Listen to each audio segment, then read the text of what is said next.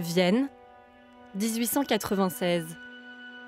Une foule d'hommes découvre cette sculpture un peu étrange. Une femme nue qui se coupe les ongles de pied, assise, les jambes écartées, elle est peu gracieuse. Mais ce qui fait scandale, c'est que l'artiste qui se cache derrière cette œuvre est une femme. Elle s'appelle Teresa Feodorovna Reisz.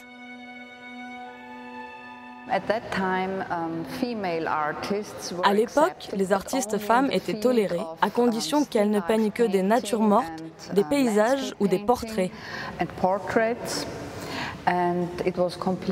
C'était très choquant de voir que des femmes commençaient à créer des œuvres qui montraient le corps humain nu.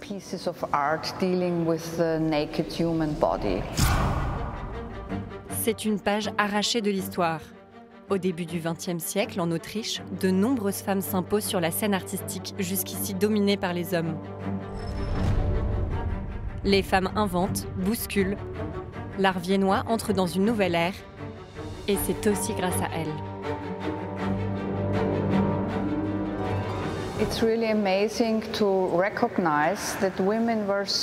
C'est fascinant de voir que les femmes faisaient partie de l'avant-garde. Elles étaient très présentes dans toutes les associations d'artistes comme la Sécession ou le Hagenbund.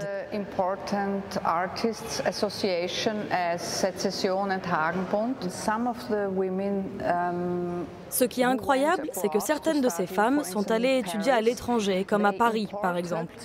Elles ont ramené avec elles des styles avant-gardistes qui n'étaient pas connus à Vienne, comme l'impressionnisme français. Les femmes ont alors des alliés de taille.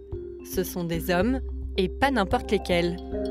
À l'exposition du Kuzo en 1908, présidée par Gustav Klimt, un tiers des artistes présentés sont des femmes. Brondsia Köhler-Pinöll expose avec l'élite, Egon Schiele et Koloman Moser.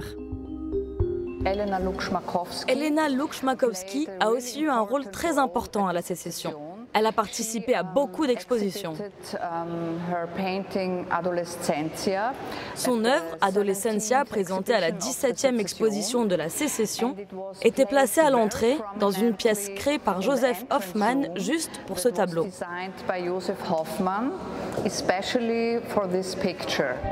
Les femmes se regroupent et créent même leurs propres associations, comme le très réputé VBKO en 1910.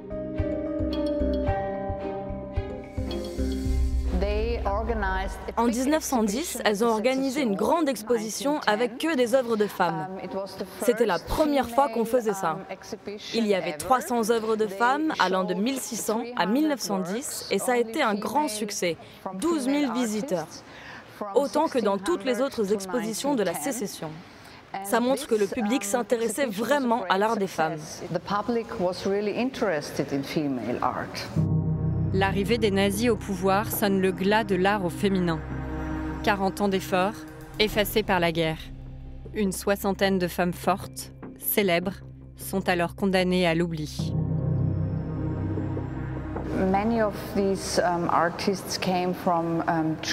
Beaucoup de ces artistes venaient de familles juives et avec l'Anschluss de l'Autriche et avec l'arrivée du régime nazi, elles ont dû fuir le pays, elles ont été tuées dans les camps et donc elles ont disparu de la scène.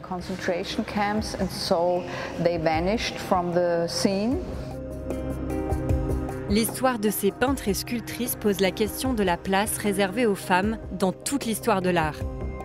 Ont-elles eu un rôle plus grand que l'on ne croit ? Quand vont-elles sortir de l'ombre ?